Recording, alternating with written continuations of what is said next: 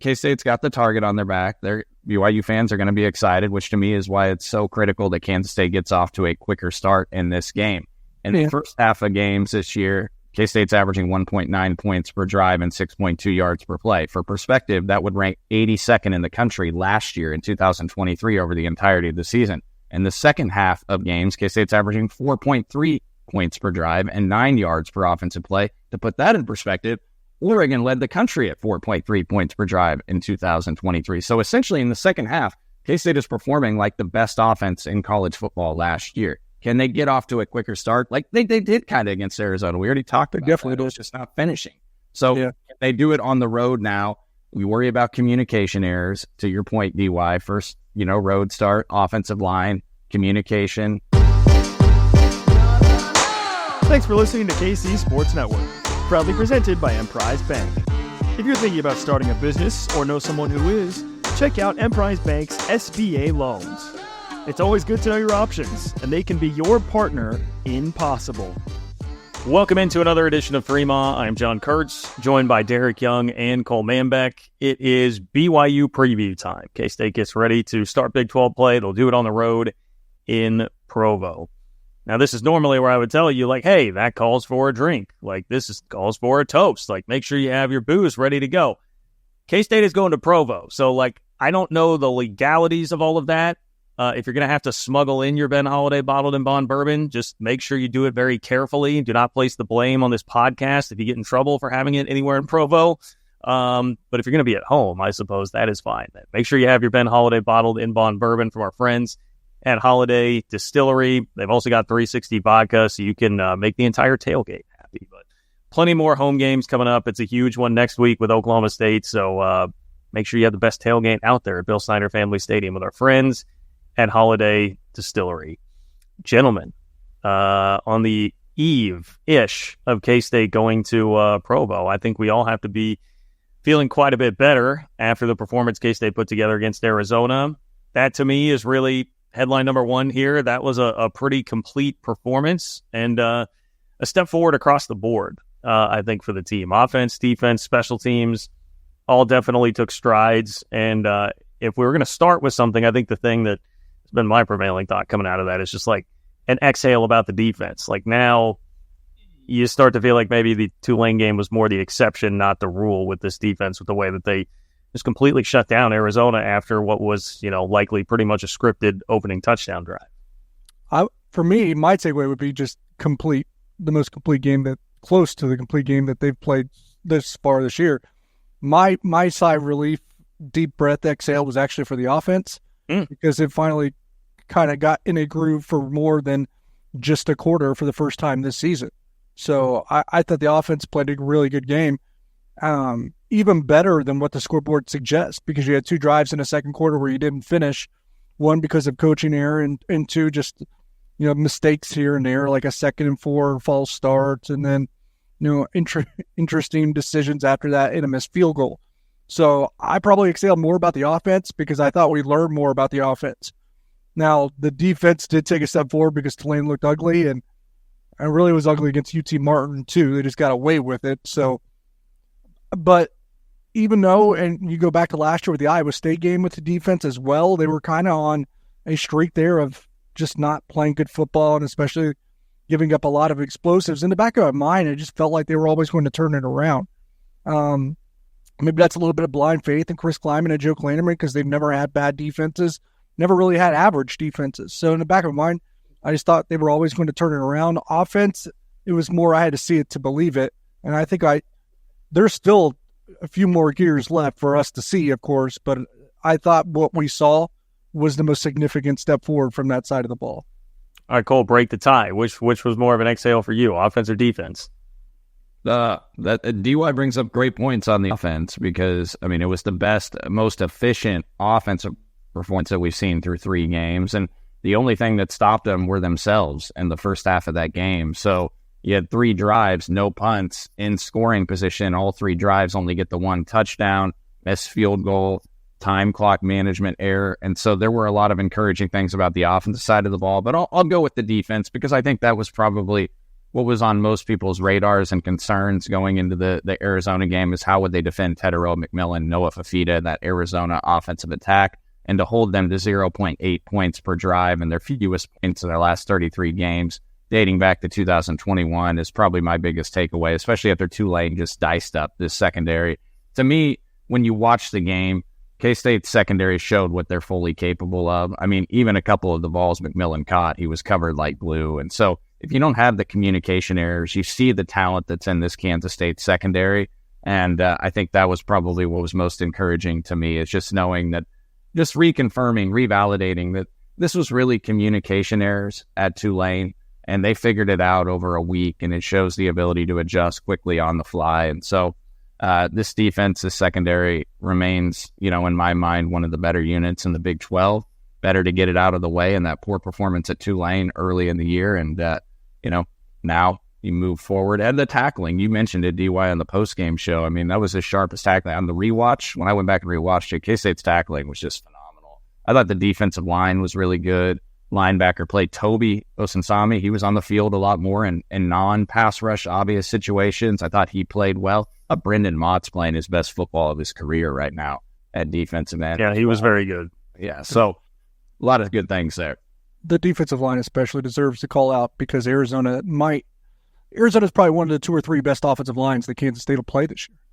And how many holds we talked about they had Fafita running for his life. Did they draw 3 or 4 holds in the game too, due to their pass rush situations and get him in long distance situations? So, and a lot of that was Brendan Mott and some of those guys at defensive end creating pressure. So yeah, terrific job in that game. And I think you can see what this defense could be. And it's significant because I think this is a BYU offense that this K-State defense can take advantage of. Oh, I completely agree about that.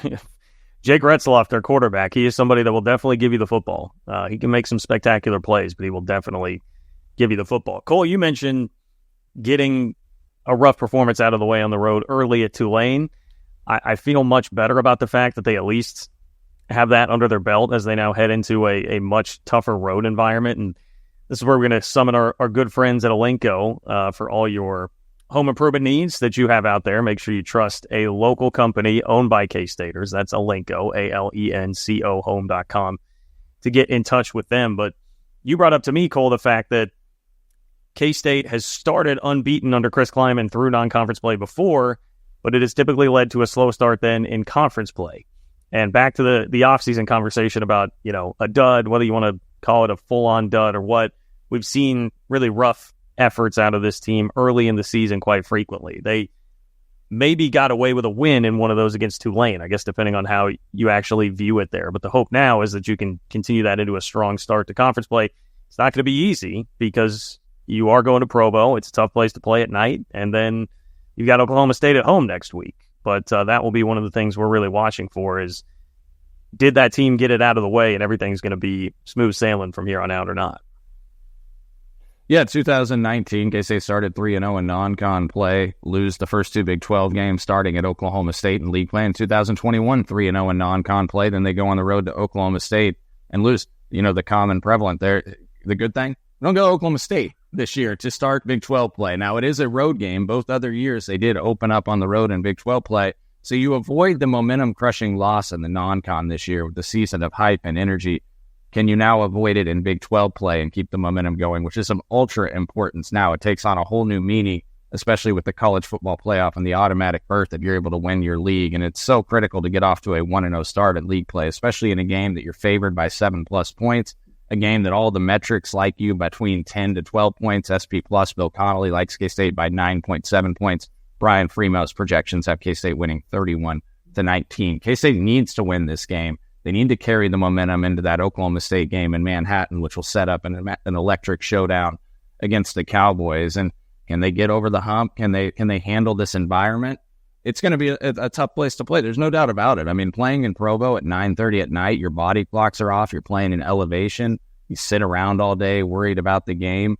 Crowd noise is going to play a part. Tulane obviously is very different than what BYU will be in terms of atmosphere, but it's not like it can't be done. Iowa State went to Provo last year and won 45-13 in this same TV window to same kick time and housed BYU. So we're off to It was the worst BYU team.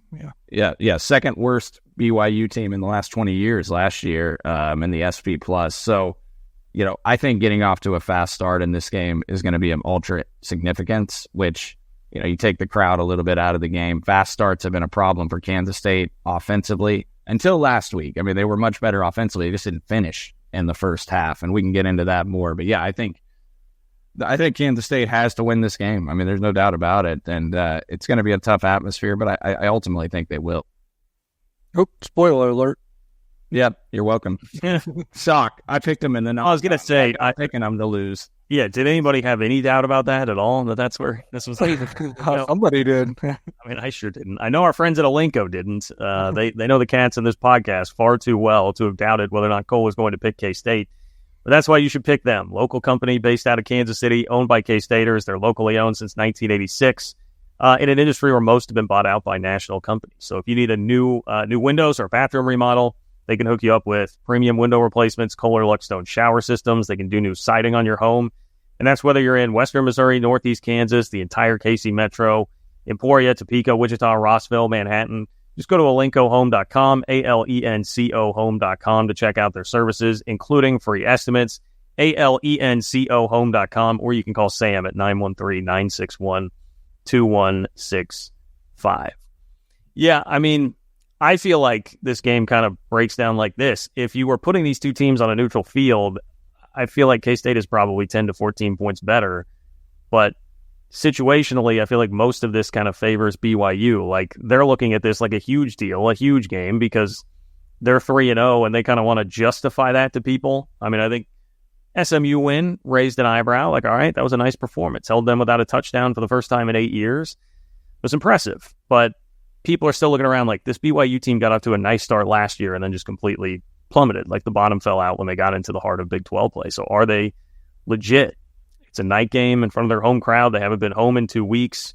K-State's playing an extra late game, Cole, as you mentioned. Like, body clock going to be a little bit different, have to wait around all day, dealing with 63,000 instead of what, I don't know, maybe a third of that, a little bit more at Tulane that are coming after you. And it's a look-ahead spot for K-State. Plus, coming off maybe a letdown potential because you just drubbed Arizona in what was a huge game everyone was looking forward to on Friday. So that really is the concern to me. It's just the situational aspect of this game really seems to favor BYU.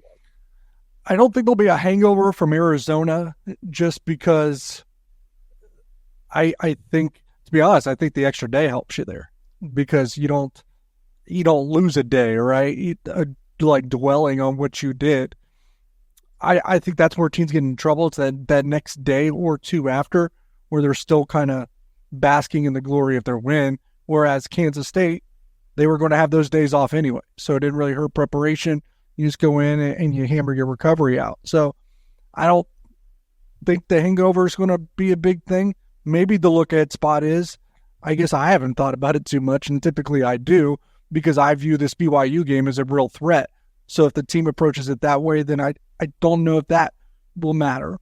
I think what does matter is the situational aspect of BYU perhaps probably playing the best game of their season this upcoming week. I think that's what I would be leery about. And from the 3-0 start and then a slow start to league play, I guess I don't put too much stock into that. I think it's basically playing in a tough road environment, which, again, they have to face again this year. And I will say this. It is the first true road environment test for Avery Johnson as a starting quarterback because I don't think he really got that at Tulane and obviously played in the Pop-Tarts Bowl. Well, Texas Tech as well, though. Yeah, but I just don't view that. I was at that game. I would not say the environment was that good. Well, it's not going to be nearly as electric as what's at BYU because, to your point, BYU fans believe right now. Yeah, and after the first touchdown or two, I think Lubbock was pretty much dull at that point from Avery, and he didn't start, so he didn't get into it either. So I think it's different. This is going to test the maturity of this team because you go on the road, you have a target on your back. You're a top 15 team going into their house, and BYU thinks, oh, why can't we contend for a Big 12 title and make the college football playoff? It's a BYU program that in 2021 went 10-3, and the year after that went 8-5. I'm not throwing in the COVID season; doesn't count. Remember, so 11-1 in 2020 when they did that. So, yeah, I mean, K-State's got the target on their back. BYU fans are going to be excited, which to me is why it's so critical that Kansas State gets off to a quicker start in this game. In the first half of games this year, K-State's averaging 1.9 points per drive and 6.2 yards per play. For perspective, that would rank 82nd in the country last year in 2023 over the entirety of the season. In the second half of games, K-State's averaging 4.3 points per drive and 9 yards per offensive play. To put that in perspective, Oregon led the country at 4.3 points per drive in 2023. So essentially in the second half, K-State is performing like the best offense in college football last year. Can they get off to a quicker start? Like they did kind of against Arizona. We already talked about definitely that. It was just not finishing. So Can they do it on the road now? We worry about communication errors. To your point, DY, first, road start, offensive line, communication. I saw a BYU fan clip something from a couple years ago when Arizona State had like 8 false starts in Provo from the crowd noise. Arizona State came in. It was a hype matchup. How mature can you be to handle that? Can you minimize mistakes, avoid turnovers? Turnovers are going to be a huge part to me because in the season opener, K-State was -2 in turnover margin. They haven't turned it over since. They're +3 in turnover margin, and K-State's been top 10 in turnover margin in all of college football and best in the Big 12 2 straight seasons. Can they continue that in Provo, minimize mistakes, and force BYU into turnovers? I think that's going to be the biggest key, and ultimately, I like the K-State defense against Retzlaff and forcing him into mistakes. The hot start's important, too, to make BYU think, here we go again, because they got off to a hot start last year and then it plummeted. So then you're like, oh, here we go again. I think that could get into their head. Cole, wasn't 11-1 BYU with American hero Jeff Grimes? Yes. That's the helm? Yeah. It's where he made his name, man. Led that Zach Wilson. Zach Wilson, which, if you guys don't remember, I told you he was a fraud that year when he got drafted in the top 5. I said Zach Wilson is not an NFL quarterback, and I actually got that one right. Not saying I get a lot of Jeff Grimes made his living off of Zach Wilson, and Matt Wells made his living off of Jordan Love. Jordan Love looks like the better NFL quarterback. Yeah. So take that, everybody. Yeah. How about we tell you about our friends at Home Field Apparel? They've got all the best K-State gear around if you are heading to Provo. I hope you already have it. I'm not sure how fast that express shipping would work, but you've got plenty of time before Oklahoma State. Look awesome at Bill Snyder Family Stadium with the best gear around. HomeFieldApparel.com for 50-plus K-State options there. A lot of retro gear. You can get 100-plus other teams. I'm going to say Oregon State, DY. It's orange. DY's got an orange shirt on. I'll say you're celebrating the Beavers getting pounded. It is Oregon State. I am celebrating the resurgence of the Pac-12 by wearing this Oregon State shirt. Give me some Beaver fever. Oh, wow. It says Beaver fever. That's a cool one. I like that one. It's got like the Beaver dribbling the basketball. Pac-12's back. Yeah. I mean, sort of. In some form or fashion. Oregon just decleated Oregon State. And Washington State is probably the Pac-12 champs this year. Okay. I thought I had a beaver on my deck at one point this year. I sent it around in the Discord, like an actual beaver. Was that a beaver? No, I think we later determined it was a groundhog, but it was very. Yeah, I was like, I don't know that a beaver's going to be hanging around in, South Texas. But hey, Calm offered to come shoot it. Oh shoot, PETA. I'm sorry. Hopefully PETA doesn't hear that. Our guy Calm. Yikes. All right. Well, if you want to see more of that, patreon.com/3maw as we mix ad reads here. Patreon.com/3maw to be a part of the Discord community. Anyway, lots to talk about Home Field Apparel there too, because everybody wears the awesome Home Field gear. Go to homefieldapparel.com and use promo code 3maw24 for 15% off your first order. That's promo code 3maw24 for 15% off your first order. And we are back in just a moment. Looking for tickets for your next event? Tickets for Less is your #1 source. Save big on every purchase when you use promo code KCSN at ticketsforless.com. Anytime you discover something new, like a show or a song, you just want to share it with your friends, because what's better than experiencing something together? That's kind of what it feels like when you discover that Mint Mobile offers premium wireless service for just $15 a month when you purchase a 3-month plan. It's such an awesome deal, there's no way you could keep it to yourself. So friends, don't let friends overpay for wireless. Say bye-bye to your overpriced wireless plan and switch to Mint Mobile, so you no longer have to deal with negotiating with wireless companies and unexpected overages that you could expect to see on your bills. With Mint Mobile, when they say $15 a month for 3 months of premium wireless, they mean it. And if you're worried about losing your phone or bringing your contacts or your phone number, with Mint Mobile, you can bring all of that to the new plan. So ditch overpriced wireless with Mint Mobile's deal and get 3 months of premium wireless service for just $15 a month. To get this new customer offer and your new 3-month premium wireless plan for just $15 a month, go to mintmobile.com/3ma. That's mintmobile.com/3ma. Cut your wireless bill to $15 a month at mintmobile.com/3ma. $45 upfront payment required, equivalent to $15 per month. New customers on 3-month plan only. Speed slower above 40 gigabytes. On unlimited plan. Additional taxes, fees, and restrictions apply. See Mint Mobile for details. All right. I'm going to just basically say, Cole, that at this point, we have to kind of bridge the gap between your BYU preview and what to me was like headline storyline number 3, which is what do we make of this 3-0 BYU team right now? Like, they're off to a 3-0 start. Win at Wyoming, I think, would have meant more in years past. They don't seem to be the same type of team this year, but they were fairly impressive in that game last week. Obviously, winning at SMU is nice, and then they beat Southern Illinois to start the year. Is this a team that you feel like is much different from the outfit last year that I believe lost 5 straight to end the season?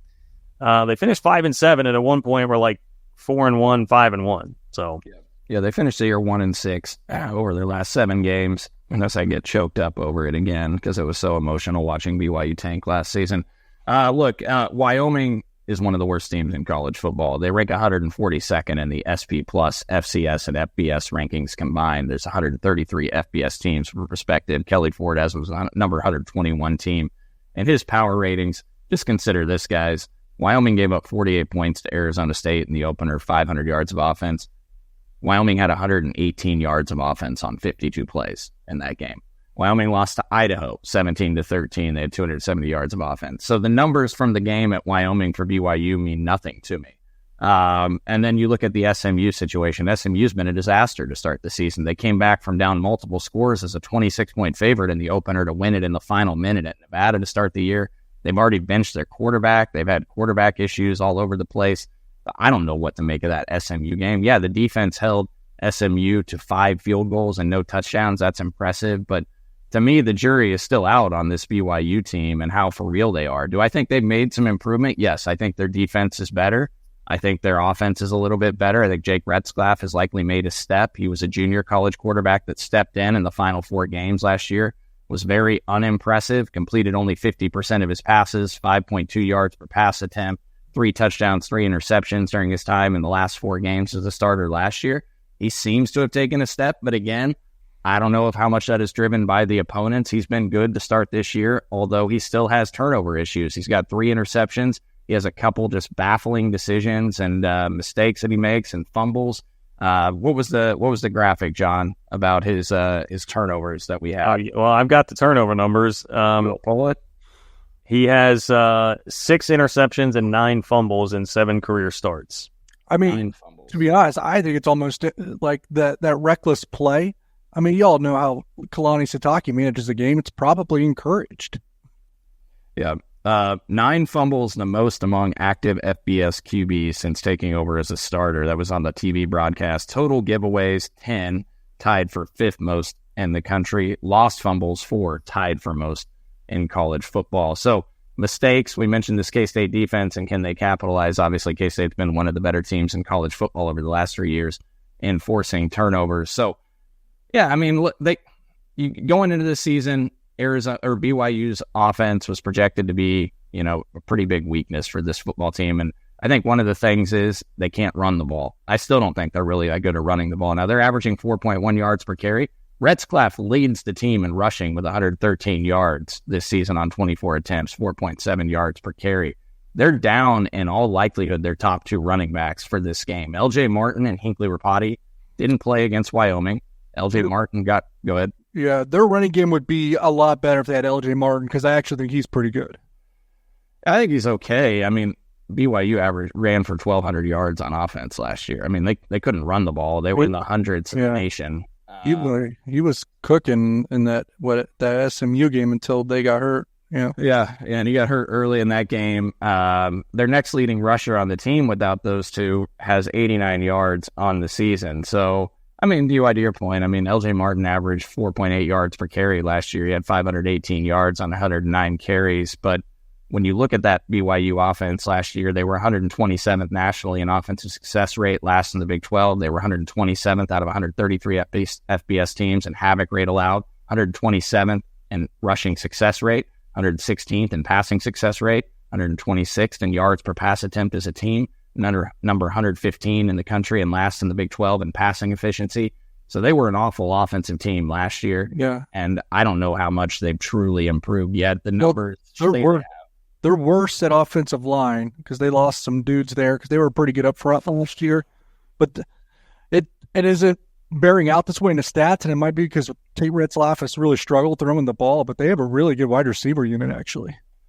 Yeah, they returned 4 of their top 6 on the offensive line, but obviously lose their second-round pick to the Chiefs, who started at left tackle. Yeah, 7 of last year's top 8 targets at receiver return or in the passing game return. Chase Roberts leads He's that. good. Yeah, he's a good receiver. He had 573 yards, 42 receptions last year. He leads BYU with 15 catches for 263 yards, 17.6 yards per catch. He has almost 1,200 yards in his career and 79 receptions. He's a bigger wide receiver, 6'4", 210 pounds. So Tedero McMillan was a nice little tune-up for him. Has 2 100-yard receiving games this season, including 6 for 129 yards at Wyoming last Saturday. They spread the ball around. I mean, 3 other guys have at least 89 yards receiving in addition to Roberts, and they have 7 guys on the team with 50 yards or more receiving. Ultimately, though, like I think if you can force this team into dropping back and passing into obvious situations, I think you can force Retzlaff into a couple of mistakes. BYU 3-0 against the spread this season so far, 3-3 against the spread at home in 2023, 2-5 against the spread at home in 2022. BYU is 10-5 over the last 3 years outright at home. To win 2 road games in your first 3, I think that at least shows that they're tough.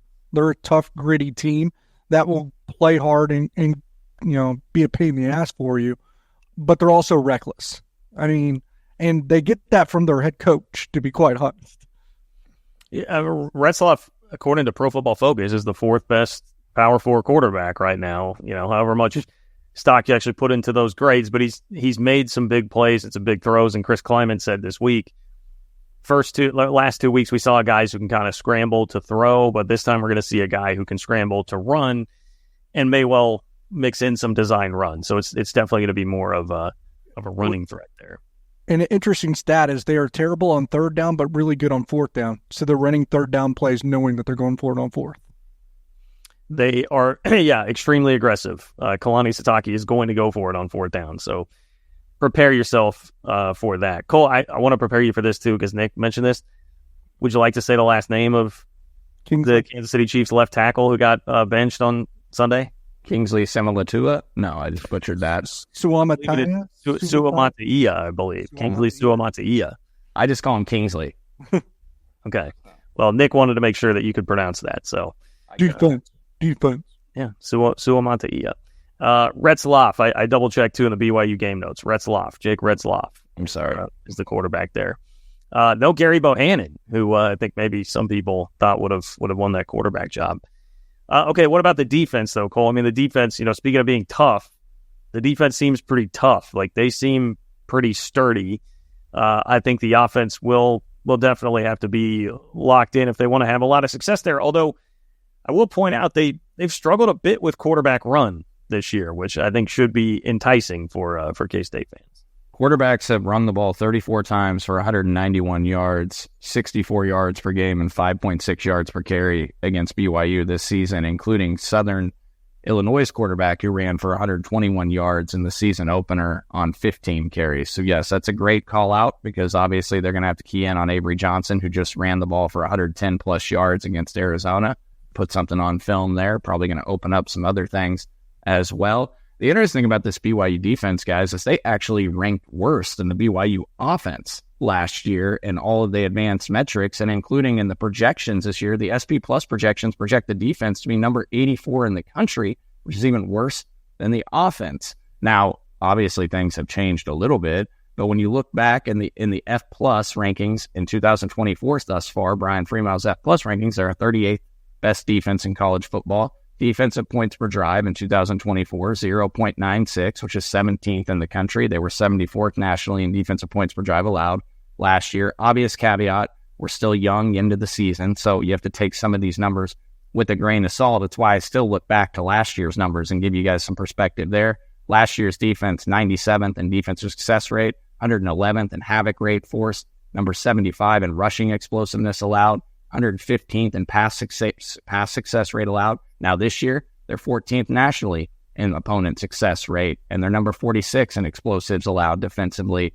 Rushing explosiveness, though, guys, 119th in the country through 3 games. So that's something to keep an eye on. K-State obviously is going to try to run the ball against them. I'll also point out, looking back to last year, BYU ranked dead last in all of college football among FBS teams in sack percentage at 2.85%. They struggled getting after the quarterback. They allowed 5 yards per carry last year. That ranked 112th in the country. Now, this year, they're allowing 2.8 so far, so a big improvement. But again, how much is that driven by opponents? Yeah, because SMU's, they're not going to run the ball. Even if they're going to do anything on offense, they're going to throw it. Yeah.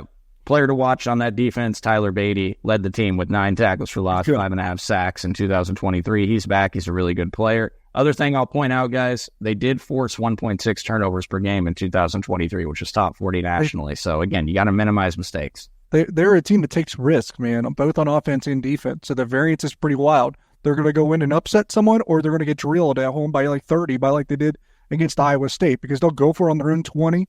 They'll blitz the house on nearly every play if they have to. Like, they will take risks. So the variance from the worst version of BYU and the best version of BYU is as wide as anyone in the Big 12.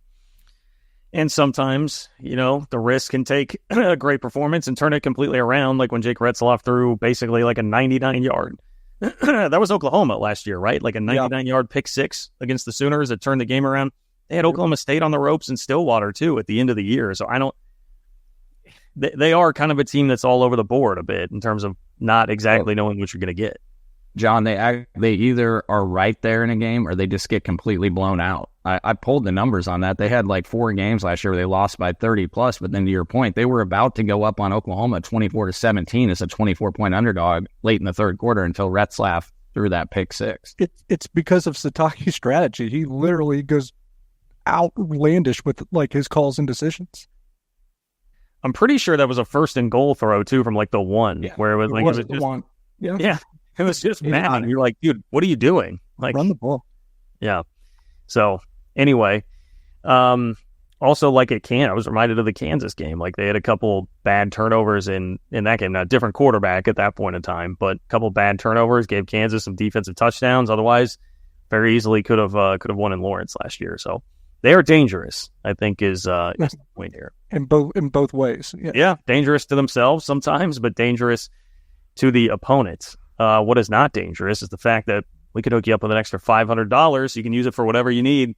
If you want an extra $500, go to BlueWirePods.com/survey and complete the Blue Wire audience survey about you and your podcast listening habits for a chance to win a $500 gift card. This survey will help create a better advertising experience for audiences and in turn help this show. It's BlueWirePods.com/survey, where all you have to do is answer some simple questions for a chance to win $500. Make sure to read the full terms and disclaimer, plus complete the survey for a chance to win. That's BlueWirePods.com/survey.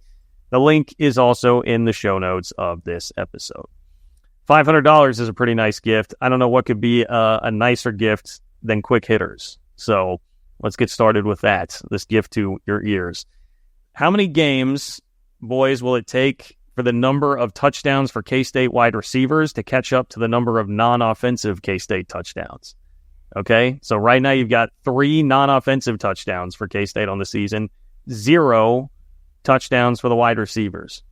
How long will it take for those to intersect, for the wide receivers to pass them? Not this week.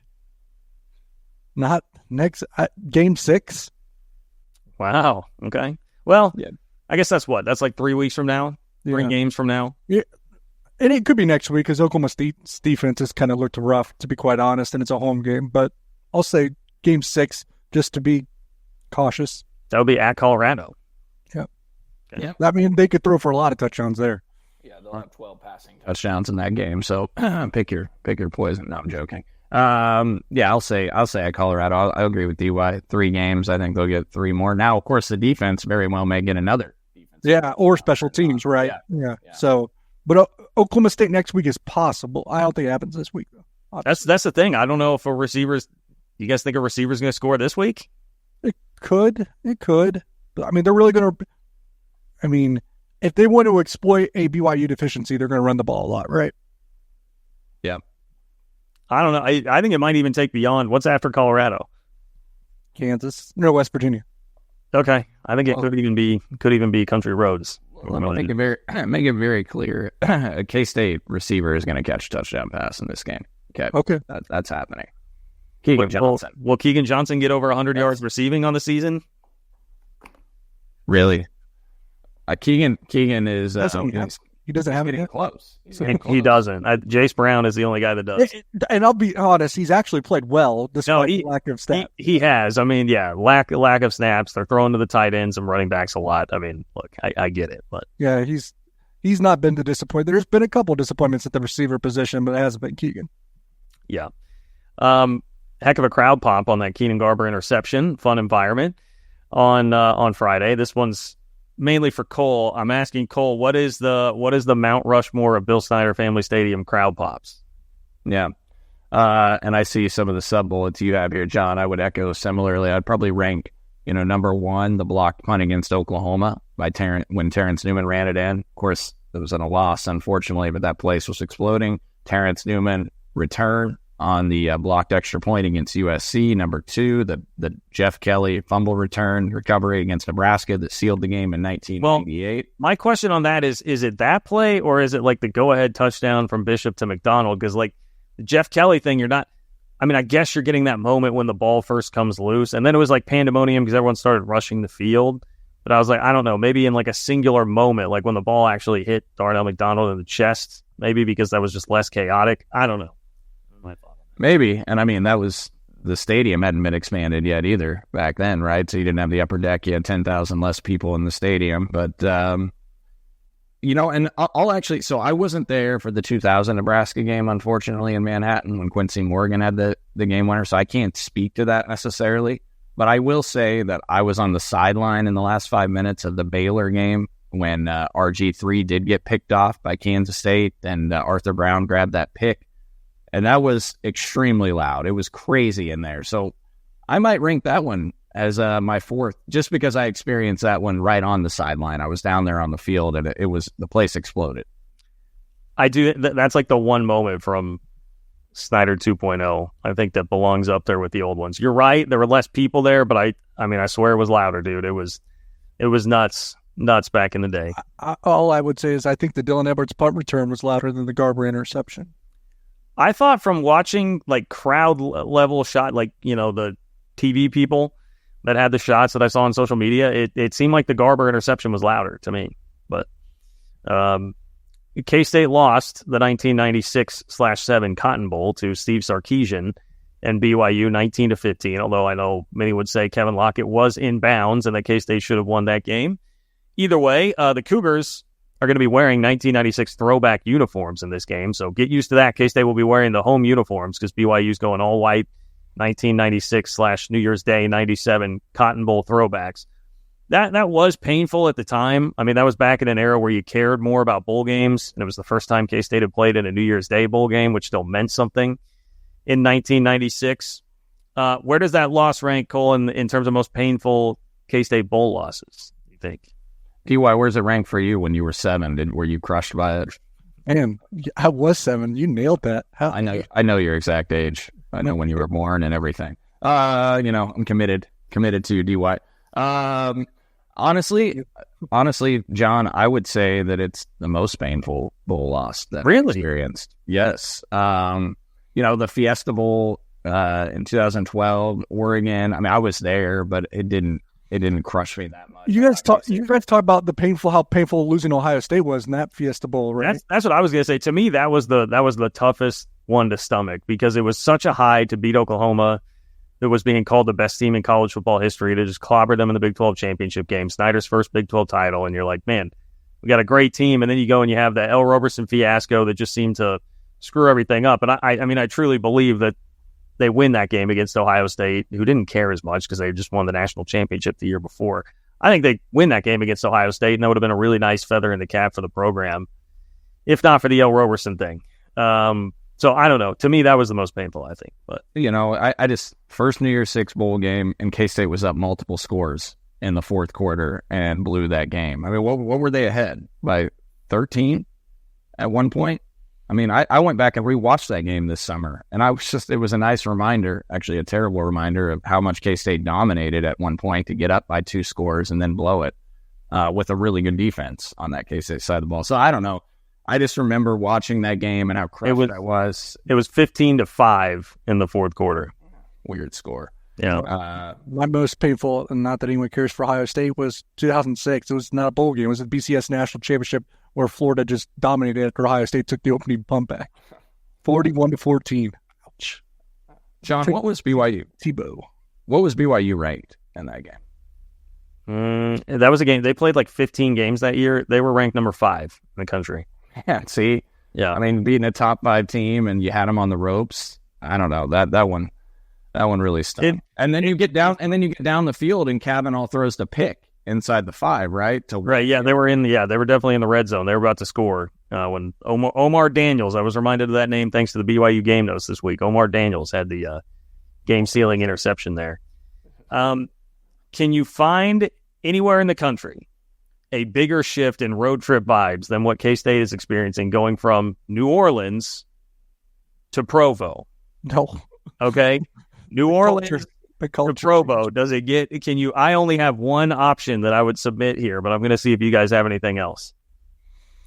No, it was funny because Chris Klein in the press conference was like, man, we just had all that humidity in New Orleans where you think it's going to be 100 degrees or whatever. And now we're playing at like 10 o'clock at night, and the high is going to, by kickoff, it'll be 50 degrees. Well, I wasn't really referencing the weather so much. But weather and culture is the big one here. I really can't think of anything, John. Here's my only submission. And shout out to the Calgorithm for giving me some ideas here. But if you were going from playing at Cal to playing at Liberty, okay, that would be about the only thing I could submit in terms of, culture difference in road trips. Berkeley and Cal, and make sure to check out the Calgorithm on Twitter, friends, if you haven't seen that yet. It's been quite funny. You go from that to, very, very religious school Liberty. Opposite ends of the worldview spectrum there between those two. That's about all I can come up with. Even Cal to some of the Big 12 schools.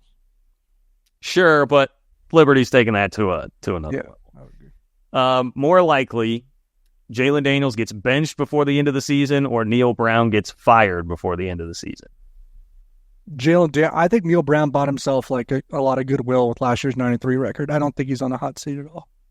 Well, part of the reason I bring that up is because their schedule is KU at Oklahoma State, Iowa State, K-State at Arizona. Like, if it comes off the rails, like it could come off the rails really fast, and their fans are checked out on him. I mean, they're done after the way he lost to Pitt last week. Yeah, well, they were his best friend all offseason and telling us that they were going to win 10 games. So I think they just probably need to apply some perspective, quite honestly, because like a month ago you loved him. Like, I think you went 9-3 last year. They signed a new contract. I don't think he's going anywhere. Yeah, you got the new deal. Although West Virginia fans are probably coming to the reality that last year was more of a fluke than anything, especially if they go 5-7, 6-6. A lot of it will be dependent upon what happens this Saturday in Morgantown against Kansas. That's a mindset game. Who's going to come out more motivated and play well? Well, they both should come out motivated. Yeah, I guess I will lean toward Neil Brown getting fired only because, like, I don't think benching Jalen Daniels is going to do a lot for KU. I mean, Cole Ballard is the backup quarterback, a former walk-on, and while he played well last year, I don't know how much of that was credited to the scheme of Koldenicki. You're right. Versus, yeah, so. You're right, but you would do Jalen Daniels. You could bench him just as a symbolic thing because you got to do something for your fans if you're like 1-4, 1-5, right? Yeah. You're not going to fire Neil Brown mid-season for your fans when you just gave him a new contract and won 9 games last year. So the new contract was I will say it was more cosmetic than anything. It didn't up the buyout. Like, it didn't make it any tougher for them to get rid of him. So they made sure, like, they were careful. It was so predictable with West Virginia. They played two teams in the F+ top 35 last year and lost to both by at least 21 points. Yeah. We will be able to answer this question much better after Saturday. I mean, honestly. Whoever loses, yeah. Yeah. I mean, Kansas benching Jalen Daniels to me is the equivalent of like throwing the white flag up. Like, because you're right, Kotelnicki was helping both of those guys a lot. Would you rather see Cole Ballard's talent level out there than Jalen Daniels' talent level out there? Like, there's only one guy that can get Kansas to where they want to go this year. It's Daniels. So, like, that's their hope, is that he gets it figured out.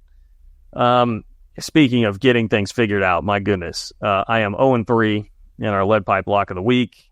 LSU, South Carolina. You know, if Garrett Nussmeier could just stop turning it over in the red zone, I think I would have been fine. But unfortunately, that did not work out. I did not get the cover, even though LSU won. Cole is 1-2.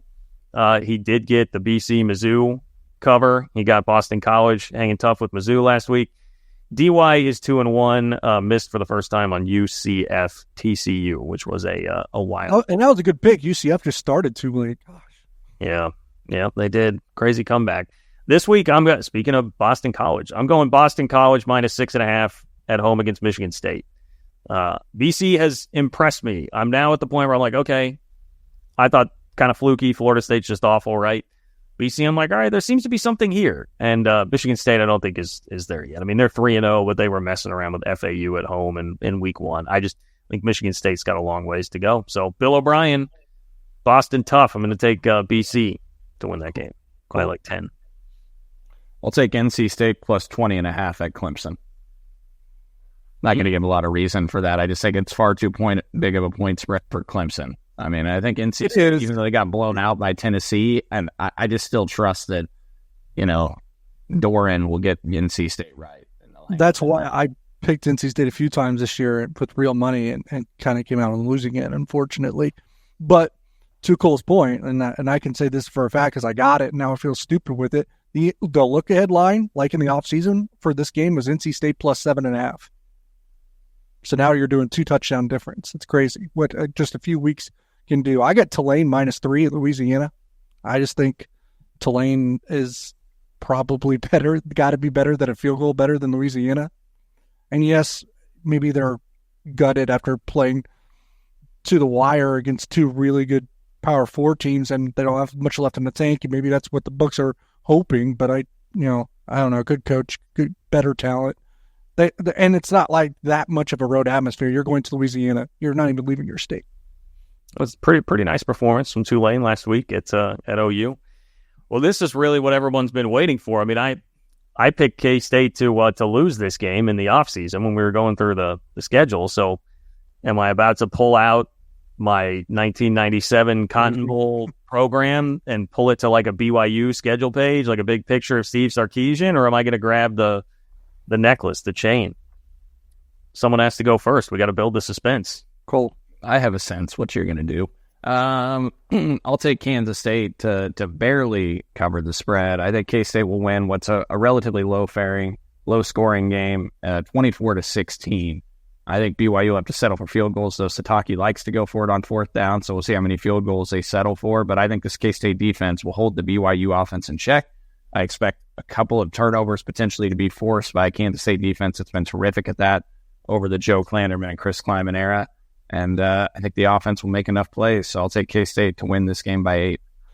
I think it'll feel very uneasy for most of the game. And I think Kansas State wins it with their defense on the field as BYU is driving to try to win the game in the final seconds. But I don't think BYU kicks any field goals because Kalani Sitake just goes bonkers with reckless decisions throughout the game. That work out for them mostly. Maybe some don't. But I got Kansas State 27, BYU 21. Very interesting. Everybody thinks it'll be a dogfight, a pretty low-scoring dogfight. Am I reaching right for the program and going left chain? What do you guys think? What do you think? I know Cole looked at the outline. So you're gonna. Oh, actually, I haven't. Oh, I didn't actually see your prediction, John. You're going to pick the Cats. You're going to pick the Cats. Why do you think that? Because they're 3-0. You're not going to pick them until they lose now. You're riding the high. Let's hear that. That is correct. The chain is out. Well, let's be honest. None of us are going to pick against K-State until they lose. Well, we'll see. I mean, we'll see. The Tulane game, I was thinking, if there would not have been the Arizona game between Tulane and this, I may well have still picked them to lose. But Arizona got me back on track. Even though I think I said in the preseason I expect them to play well against Arizona, and then this is a tight spot. I felt so good about what I saw last week. I'm going to take K-State 24-20. Similar score, similar kind of vibe to you guys. Really tough, grinded out sort of game. But take K-State to make enough plays to win that game and escape. How is it supposed to go to sleep that night after a one-score game? It ends at 1 a.m. I'm going to be so wound up. You guys, I'll just be proud if you can make it to the end of the game. Cool. I'm a night owl, man. I won't have any. Trust me, we will not. Yeah, I'm thinking like the Ben Holiday bottled and bottom might put you down. I just I'll have to get some sort of a caffeinated latte type thing at 7:00 that night before getting to the bourbon at 9:30. But yes, the Ben Holiday bottled and bond bourbon may put me down relatively easily after the game. Hopefully, I might have to pour a cellar before I drink. Hopefully, that's what we're doing. But you guys are going to have a late night home from Provo and the next day, actually. So get some sleep as best you can, and hopefully we'll see each other next week talking about a huge matchup between two top 15 teams in Manhattan with Oklahoma State. By the way, Marky Siegel is going to be the player guest this week on the show. So meant to plug that earlier. I'm interviewing Siegel here later today.